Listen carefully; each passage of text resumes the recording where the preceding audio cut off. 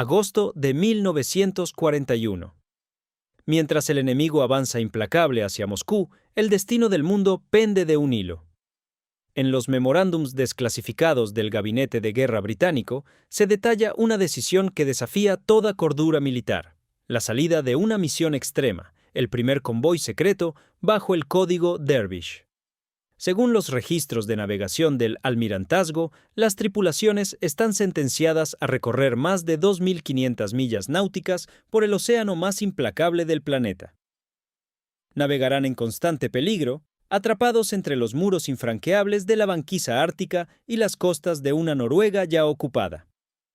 No se trata solo de sobrevivir al mar de Barents, un desierto helado donde la presión de la tormenta tritura los cascos de acero. La verdadera pregunta que surge de estos archivos es: ¿por qué el alto mando envía a sus hombres directamente a esta trampa perfecta? Por pura desesperación logística para alimentar un frente oriental a punto de colapsar. Pero mientras los políticos firman pactos en despachos seguros, en el abismo de los fiordos noruegos, las hélices de la manada de lobos alemana ya han comenzado a girar en un silencio mortal. Para entender el terror que sentía un marinero en estas latitudes, debemos diseccionar la estructura misma de lo que llamaban el convoy. No era una simple agrupación de barcos, sino una coreografía de acero y nervios diseñada para maximizar las probabilidades de supervivencia colectiva. En la primavera de 1942, un convoy estándar podía agrupar entre 35 y 40 buques mercantes, navegando en columnas rectangulares masivas que cubrían kilómetros de océano. En los manuales de táctica naval aliada de aquel año, se estipulaba que cada barco debía mantener una distancia exacta de 1.000 yardas entre columnas para evitar colisiones catastróficas durante las maniobras evasivas. Imaginen por un momento la tensión psicológica de estos hombres, civiles en su mayoría, operando pesados cargueros en medio de un apagón total. El silencio de radio era absoluto. Una sola señal errónea podía revelar la posición de toda la flota a los receptores enemigos.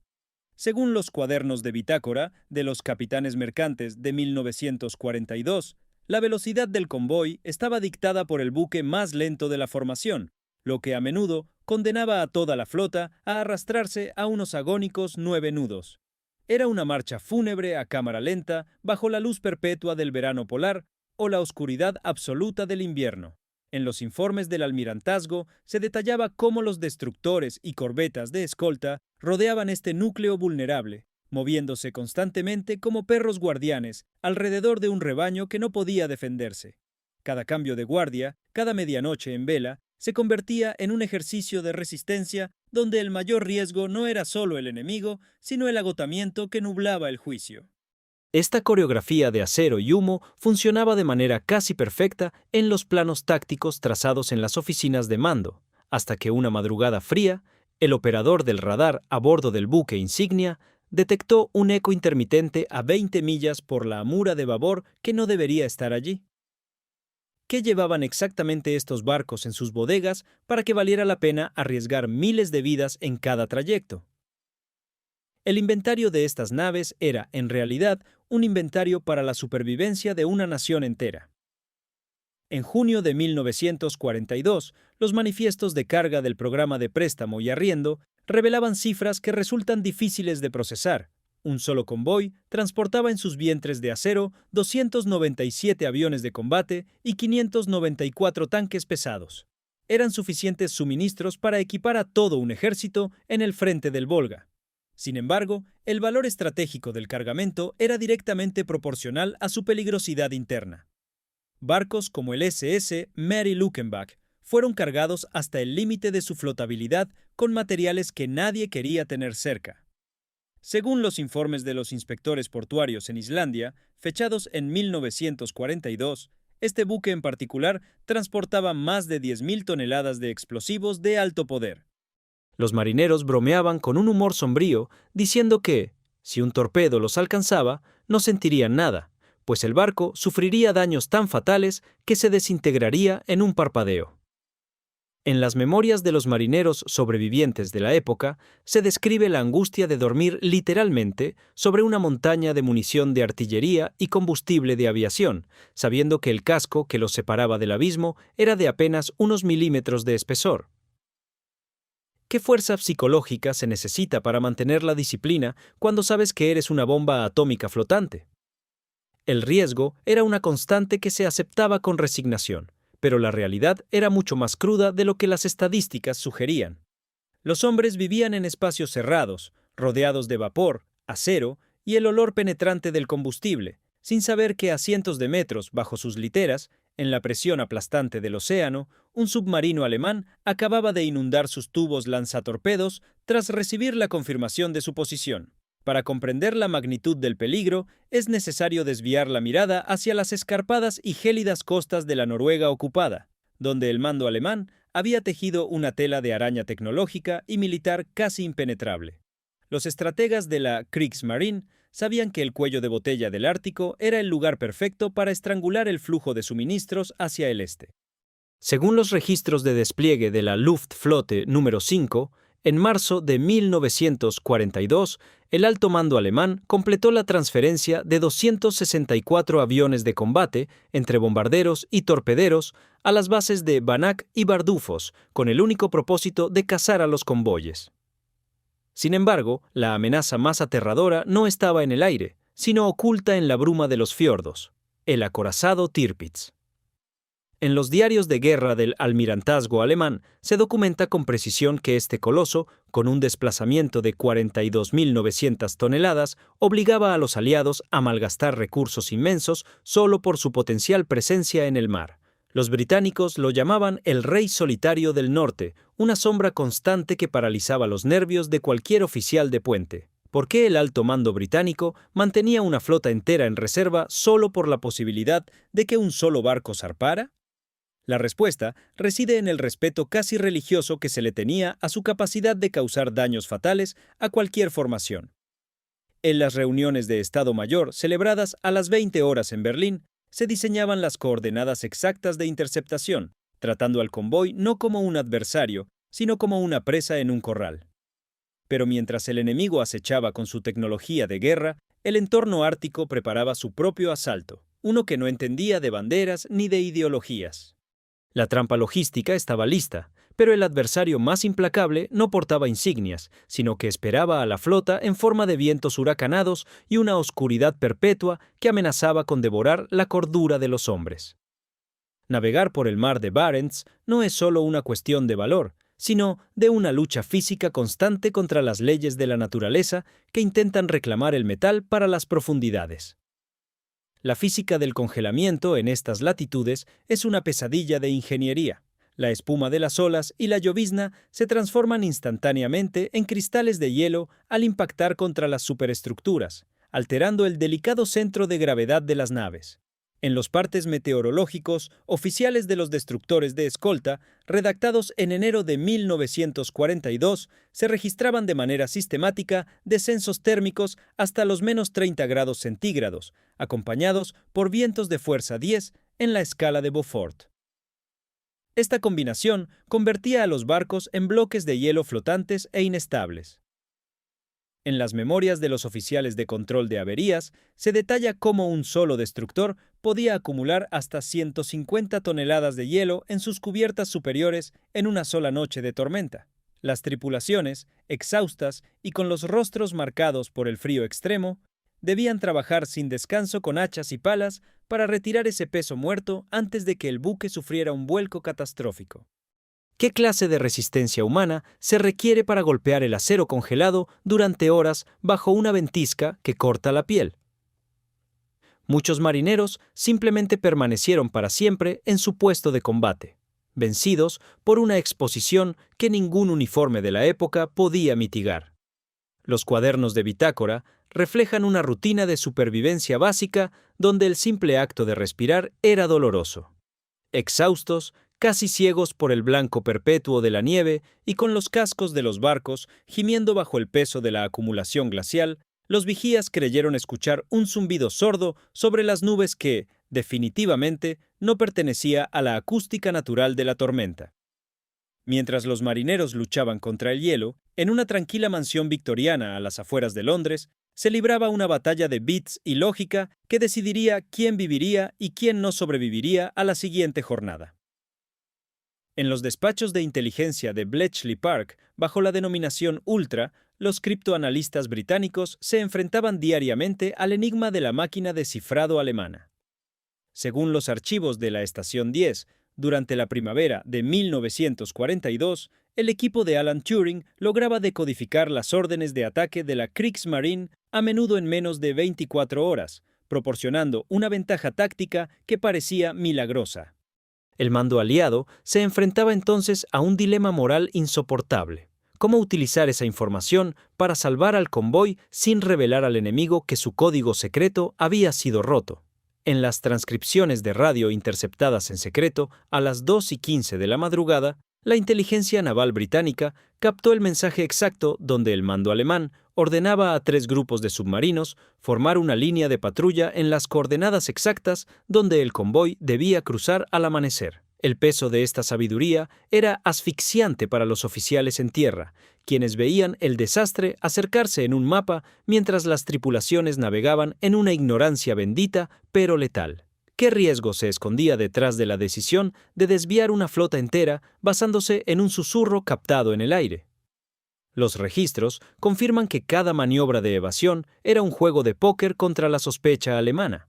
Bletchley Park envió una alerta roja urgente al almirantazgo sobre la emboscada inminente, pero debido a un retraso técnico en la transmisión del radiograma, el mensaje llegó a la mesa del comodoro exactamente 10 minutos después de que comenzara el verdadero horror en el horizonte.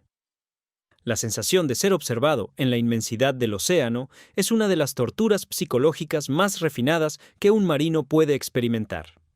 A medida que el convoy se adentraba en las latitudes superiores, la presencia del enemigo dejó de ser una sospecha estadística para convertirse en una silueta física constante en el horizonte. Según los cuadernos de bitácora de los cruceros antiaéreos de escolta, en julio de 1942 se registraba de forma sistemática la aparición de hidroaviones alemanes Blohm y Voss 138, que orbitaban la flota a una altitud de 3.000 metros.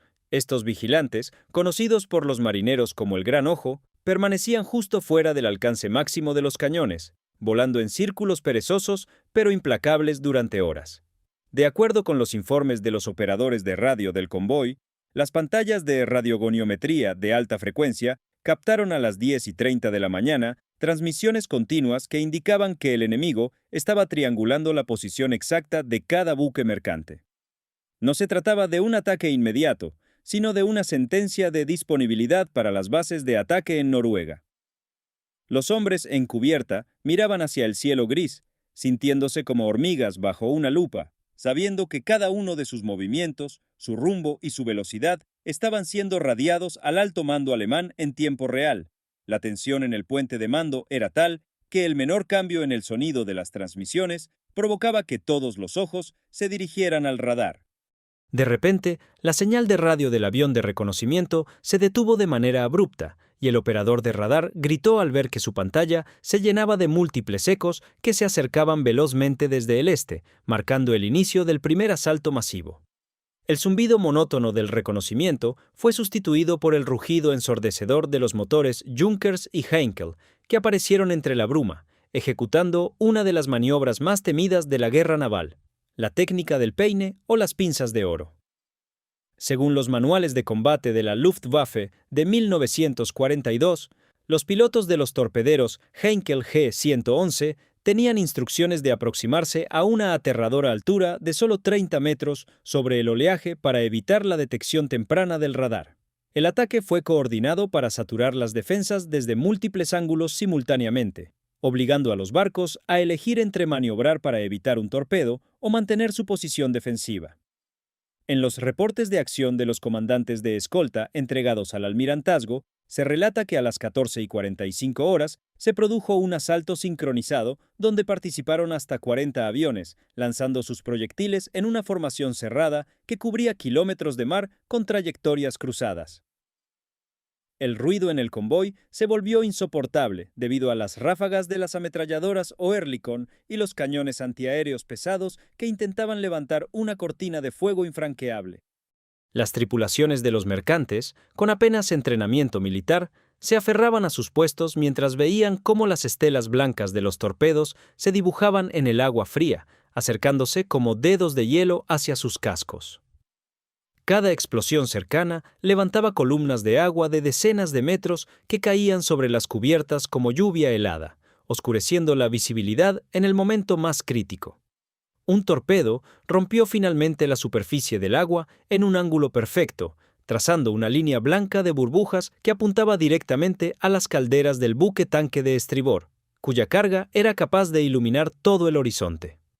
Cuando el acero se encuentra con la fuerza bruta de una detonación submarina, la física de la supervivencia se reduce a una cuestión de segundos y de la integridad de los mamparos. En los informes de ingeniería naval redactados tras el conflicto, se confirmó que un solo torpedo alemán cargado con 200 kilos de hexanite generaba una onda expansiva tan potente que era capaz de partir la quilla de un buque mercante de 7.000 toneladas en un solo instante. Tras el impacto, el barco sufrió daños fatales de manera casi inmediata. La energía de la explosión se transmitió a través del agua, reventando las remaches y deformando las planchas de acero como si fueran de papel. Según los testimonios jurados de los sobrevivientes de la sala de máquinas, a las 23:15 de aquella jornada de combate, el agua helada invadió el compartimento principal en menos de 4 minutos, apagando los fuegos de las calderas y dejando a la nave sumida en un silencio aterrador. Los equipos de control de averías trabajaron en la oscuridad total, con el agua llegándoles a la cintura, tratando de sellar escotillas mientras el barco comenzaba a escorar peligrosamente. No hubo gritos, solo el sonido del metal crujiendo y el siseo del vapor a presión escapando por las tuberías fracturadas. La tripulación sufrió bajas críticas en los niveles inferiores, donde los hombres permanecieron para siempre en su puesto de combate, intentando mantener operativos los generadores de emergencia. El heroísmo en estos momentos no se medía por medallas, sino por la capacidad de un hombre de cerrar una puerta estanca sabiendo que al hacerlo estaba sellando el destino de sus compañeros para salvar el resto del casco. Con los generadores principales destruidos y el buque perdiendo flotabilidad por momentos, los marineros atrapados escucharon un chirrido metálico agudo proveniente de la estructura profunda que indicaba que el casco comenzaba a ceder definitivamente hacia el abismo. En el momento en que un buque mercante perdía velocidad debido a un impacto o a una falla mecánica, se activaba una de las doctrinas más desgarradoras de la guerra en el mar. La regla de oro, impuesta por el almirantazgo británico, era inflexible. El convoy nunca se detiene. Según las órdenes permanentes de navegación en convoy, vigentes desde 1942, cualquier barco que no pudiera mantener la formación debía ser dejado atrás para no comprometer la seguridad de la columna principal. Esta decisión transformaba el concepto de solidaridad marinera en una lógica de supervivencia colectiva sumamente cruel. En los registros de los barcos de rescate especializados, conocidos como buques tipo Rescue Ship, naves de apenas 1.500 toneladas que navegaban a la cola de la formación, se contabilizaba la terrible realidad de las misiones de salvamento. Estos pequeños buques tenían prohibido detenerse por más de unos breves minutos, a menudo dejando atrás a decenas de marineros que flotaban en la oscuridad. ¿Qué fuerza psicológica se necesitaba para cerrar una escotilla sabiendo que fuera quedaban compañeros? En sus memorias posteriores, el capitán del buque de rescate Ratlin escribió sobre la mirada de aquellos hombres en el agua mientras su barco se alejaba para alcanzar el grueso del convoy. Los testimonios de los marineros sobrevivientes coinciden en que el sonido de las máquinas alejándose era más aterrador que el propio estallido de los torpedos. Se trataba de una sentencia de aislamiento en el rincón más gélido del mundo, donde la esperanza de ser recogido por un buque amigo se desvanecía con cada milla de distancia. Y aquí surge la pregunta principal. ¿Cómo pudo el capitán del buque mercante siguiente mirar a los ojos a sus compañeros en el agua mientras ordenaba a los timoneles mantener la velocidad máxima de avance para no convertirse él mismo en una presa fácil? El verano de 1942 marcó el inicio de la misión que pasaría a la historia como el mayor desastre logístico de la ruta ártica. el convoy Peque-17. En los documentos de planificación estratégica británicos de junio de 1942, este convoy figuraba con un valor estratégico incalculable, compuesto por 35 buques mercantes fuertemente cargados que representaban el mayor esfuerzo de suministro enviado a la Unión Soviética hasta esa fecha. Sin embargo, el alto mando alemán había preparado una trampa de dimensiones épicas bajo el nombre de Operación Rosselsprung. El objetivo era aniquilar la flota utilizando una fuerza combinada de aviación, submarinos y el temido acorazado Tirpitz. Según los archivos de interceptación de Bletchley Park, en los primeros días de julio se detectaron señales de movimiento que sugerían que el grupo de combate alemán había abandonado sus fondeaderos en Noruega. La inteligencia británica, operando bajo una presión extrema, creyó tener la confirmación de que el Tirpitz estaba en curso de intercepción directa. En Londres, el almirante de la flota Sir Dudley Pound se enfrentaba a una decisión que cambiaría el destino de miles de hombres. Los informes del almirantazgo indicaban una incertidumbre total sobre la posición exacta de las naves de superficie alemanas, lo que generó un pánico táctico en los niveles más altos del mando. Pero ¿por qué el almirantazgo ignoró la posibilidad de que se tratara de una maniobra de distracción? Basándose en una premisa que los historiadores aún debaten hoy en día debido a la falta de pruebas concluyentes sobre la salida real del acorazado alemán, Pound se acercó al telegrafista y ordenó enviar el radiograma más catastrófico de la historia naval contemporánea. A las 21:11 de la noche del 4 de julio de 1942, el aire se llenó de una señal de radio que dejó paralizados a los oficiales de comunicaciones de toda la flota. Los registros de señales del almirantazgo conservan el mensaje exacto de solo 4 palabras: el convoy debe dispersarse. Esta orden significaba que la formación defensiva se rompía y cada barco mercante debía buscar su propio camino hacia los puertos soviéticos de forma individual. La confusión fue total en los puentes de mando. Los capitanes no podían creer que se les ordenara desarticular la única protección que tenían contra los lobos de acero que acechaban bajo la superficie.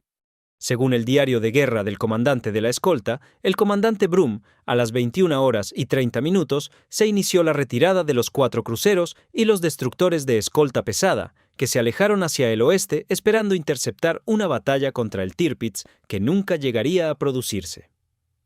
En los mensajes de radio interceptados en secreto por la estación de escucha aliada, se percibía la incredulidad de los marinos mercantes que veían cómo sus protectores desaparecían en el horizonte. Aquellos hombres quedaron abandonados a su suerte en mitad del mar de Barents, sin protección antiaérea ni sonares para detectar la presencia de submarinos enemigos. La lógica del mando había priorizado la seguridad de los buques de guerra sobre la vida de las tripulaciones civiles y sus valiosos cargamentos. Solos, navegando a velocidades ridículas frente a la tecnología de caza alemana, los capitanes de los mercantes observaron cómo el humo de su escolta se desvanecía por completo. Justo en ese momento, el sonar de uno de los pocos barcos pequeños restantes captó el ruido rítmico de unas hélices que emergían, lo que lo cambiaba todo y daba inicio a una carnicería sin precedentes. La desaparición de la escolta pesada en el horizonte dejó un silencio sepulcral que solo era roto por el crujido del hielo contra los cascos de los buques mercantes, ahora convertidos en presas solitarias en una de las cacerías más desiguales de la historia naval. Sin la estructura del convoy y el apoyo de los sonares de los destructores, las naves que transportaban el material vital para el frente oriental quedaron a merced de los submarinos tipo 7CE de la Kriegsmarine.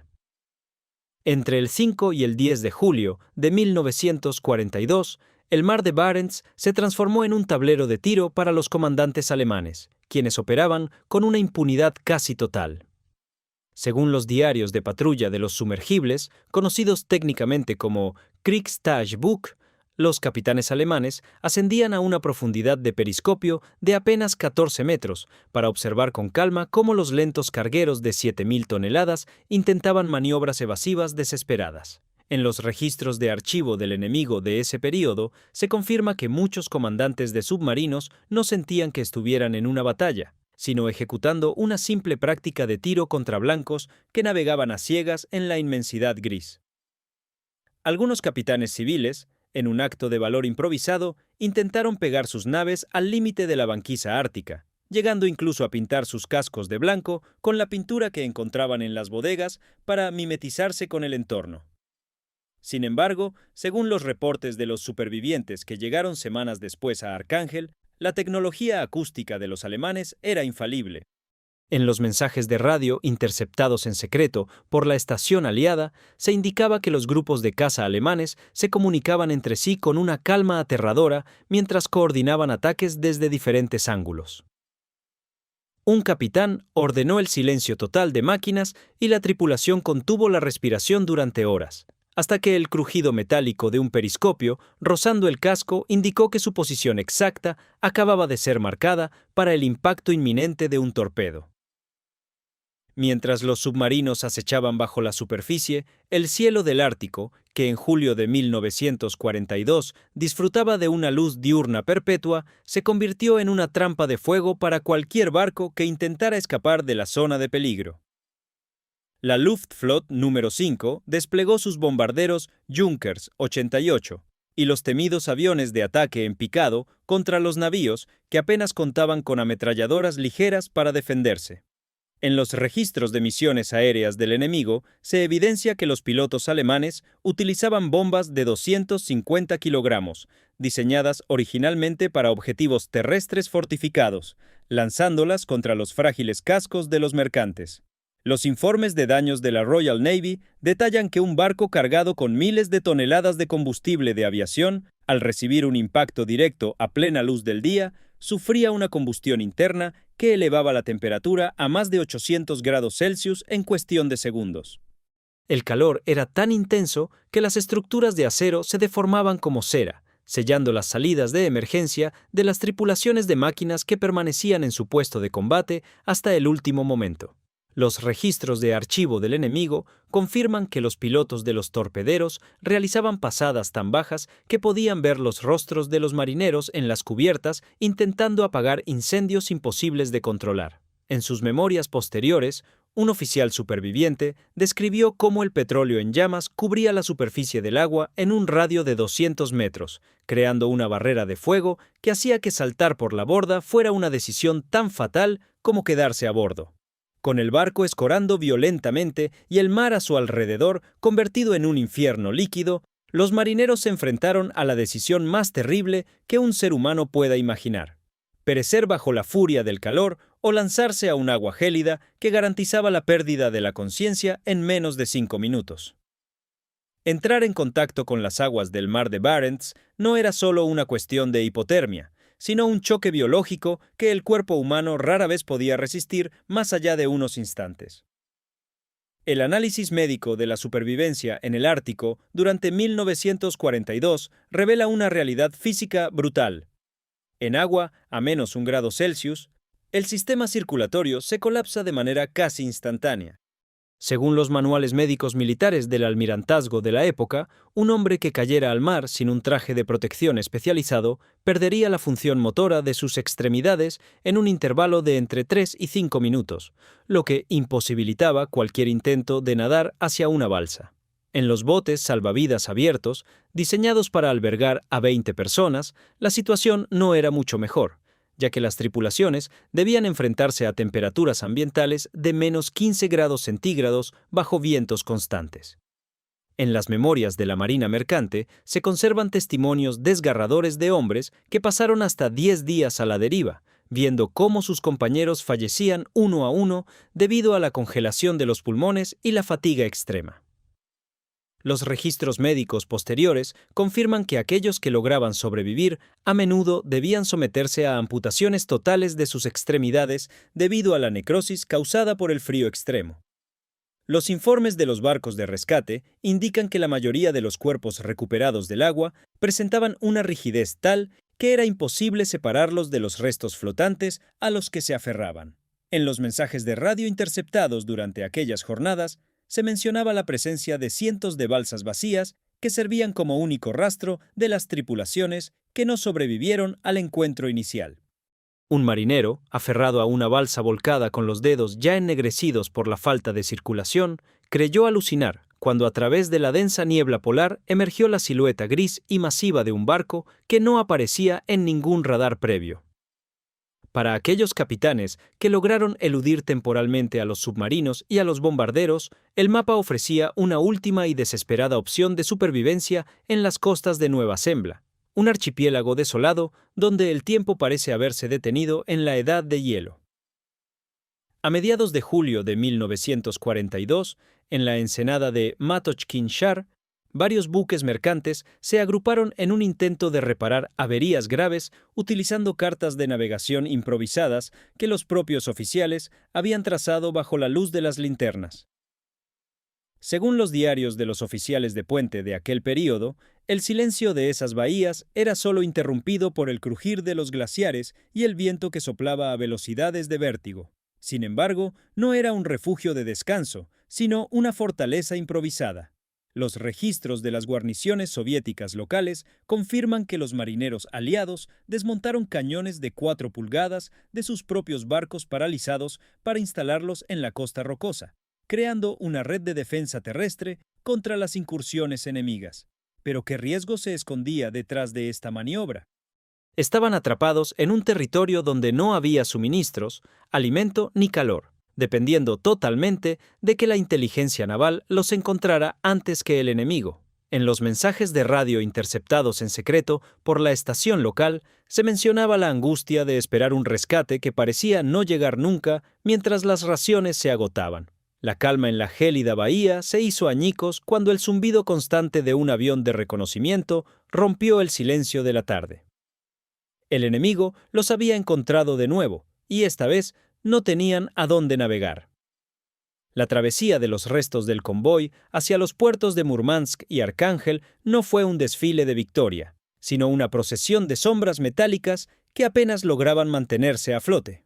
A finales de julio de 1942, al entrar en el puerto de Murmansk, los marineros se encontraron con un paisaje de desolación total, donde los muelles de madera humeaban bajo el castigo de los bombardeos diarios de la aviación alemana. Según los archivos portuarios del Comisariado del Pueblo para el Transporte Acuático de la Unión Soviética, las grúas de descarga operaban las 24 horas del día, obligando incluso a los marineros que no sobrevivieron ilesos a participar en las tareas de estiba para acelerar el flujo de suministros. La recepción en tierra fue cruda. Los informes de los agregados navales británicos en la Unión Soviética describen cómo los hospitales rudimentarios en Arcángel se vieron desbordados por cientos de casos de congelaciones severas de tercer grado que requerían intervenciones quirúrgicas inmediatas. El contraste entre la importancia del cargamento y el estado físico de los hombres era desgarrador. Mientras los tanques bajaban de las bodegas, sus tripulantes eran trasladados en camillas bajo una vigilancia soviética que rozaba la paranoia. ¿Cómo pudo el almirantazgo permitir que la situación llegara a tales extremos de degradación humana? En las memorias de los marineros sobrevivientes se relata que el alivio de pisar tierra firme se veía empañado por la pérdida de tantos compañeros que quedaron en las aguas frías. Los pocos barcos que amarraron con éxito en los muelles representaban solo una fracción de la orgullosa flota que había zarpado semanas atrás. La magnitud del desastre estaba a punto de llegar con toda su crudeza al escritorio de Winston Churchill en Londres. Cuando el humo de las explosiones finalmente se disipó sobre el mar de Barents, comenzó el análisis forense de lo que hoy conocemos como la catástrofe del convoy PE-17, una estadística de horror que los libros de texto suelen resumir en un par de párrafos. En el verano de 1942, las estadísticas oficiales del Ministerio de Transporte de Guerra revelaron una cifra que paralizó al alto mando.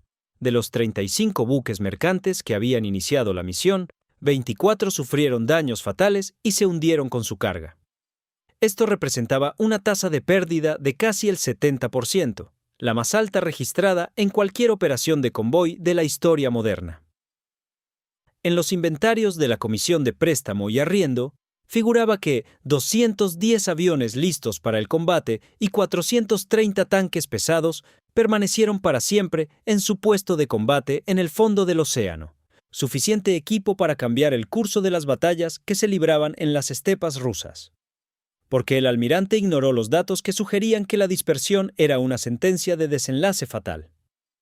Los historiadores navales aún debaten si fue un error de juicio o un acto de negligencia táctica provocado por el pánico al acorazado Tirpitz.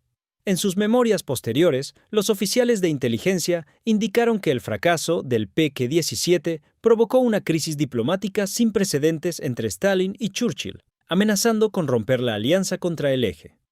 El desastre obligó al almirantazgo a paralizar temporalmente todos los envíos a través de la Ruta del Norte, pero ambos líderes sabían que no podían detener el flujo de armas por mucho tiempo.